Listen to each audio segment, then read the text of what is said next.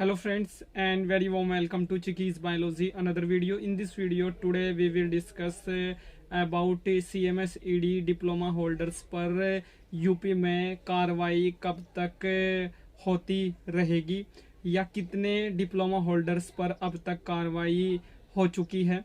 आज इसकी सच्चाई के बारे में यहाँ पे मैं आप लोगों के साथ में डिस्कस करूँगा। और अगर आप एक CMS ED डिप्लोमा होल्डर हैं तो आपको बिल्कुल भी डरने की ज़रूरत नहीं है।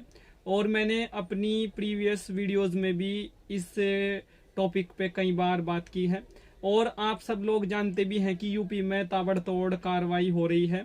और भले ही आपने CMS ED डिप्लोमा किया है तो भी आपके प्राइमरी हेल्थ केयर सेंटर पे CMO आके जांच कर सकता है और ये CMO का राइट है, आप उसको नहीं रोक सकते। और वो सरकार में एक अधिकारी है तो अधिकारी का जो अधिकार है उससे आप उसको नहीं रोक सकते। आपको क्या करना है, आपको जो आपका डिप्लोमा है उसको एक वैलिड कॉलेज से करना है। अगर आपने कर रखा है तो आप उसको पहले मेक श्योर करें कि आपका डिप्लोमा सही है या सही नहीं है। अगर CMO आता है और आपका डिप्लोमा वहाँ पे फर्जी पाया जाता है तो फ्रेंड्स फिर आपके ऊपर वहाँ पे 100% कार्रवाई होगी। और जिस कॉलेज से आपने इस एक डिप्लोमा को किया है अगर वो कॉलेज फर्जी है तो भी आपके ऊपर 100% कार्रवाई होगी, क्योंकि इसके पीछे ये एक कारण है कि जिसका कॉलेज ही फर्जी होगा तो उसका डिप्लोमा भी फर्जी होगा। और भले ही आपके पास में NOC भी नहीं है, क्योंकि जो honourable supreme court of India का एक जजमेंट है वो जजमेंट ही आप लोगों की सुरक्षा के लिए काफ़ी है। बट यहाँ पे शर्त ये है कि आपका जो डिप्लोमा है वो एक वैलिड कॉलेज से होना जरूरी है, वो इसेंशियल वहाँ पे है। और फ्रेंड्स बहुत सारे जो कैंडिडेट्स हैं जो अभी CMS ED करना चाहते हैं वो मुझे पूछते हैं कि सर हमें कुछ अच्छे कॉलेजेस के नाम बता दीजिए या सजेस्ट कर दीजिए।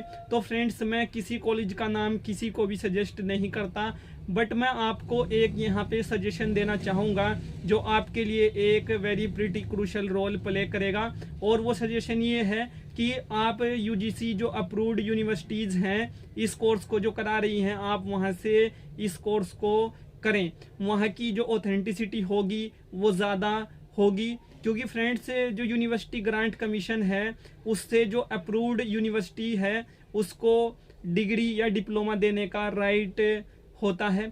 और फ्रेंड्स यहाँ से जो आपको डिप्लोमा मिलेगा वो एक वैलिड डिप्लोमा होगा अगर हम लोग उसका कंपैरिजन अदर कॉलेजेस यूनिवर्सिटीज़ या इंस्टीट्यूशन से करें। और फ्रेंड्स आप जो WHO की गाइडलाइंस है या जो honourable supreme court of India का ऑर्डर है उस ऑर्डर के हिसाब से ही आपको प्रैक्टिस करनी है।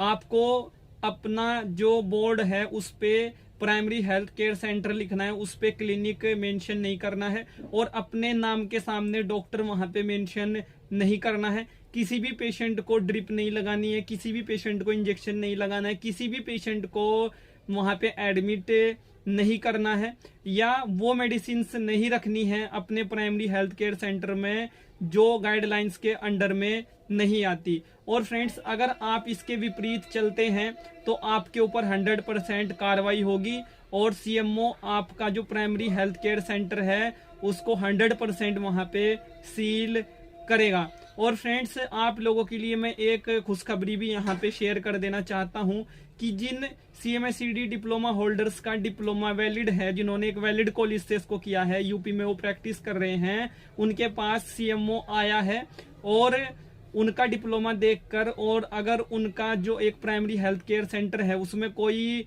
वहां पे अनियमितता नहीं पाई गई तो उनको उसने कुछ वहां पे नहीं बोला है। तो फ्रेंड्स कार्रवाई उनके ऊपर होती है जिनका डिप्लोमा फेक है या जो अंडर जो गाइडलाइंस हैं या जो रूल रेगुलेशंस हैं उनके अंडर काम वहां पे नहीं करते या फिर कुछ ऐसा करते हैं जो उनको वहां पे नहीं करना चाहिए।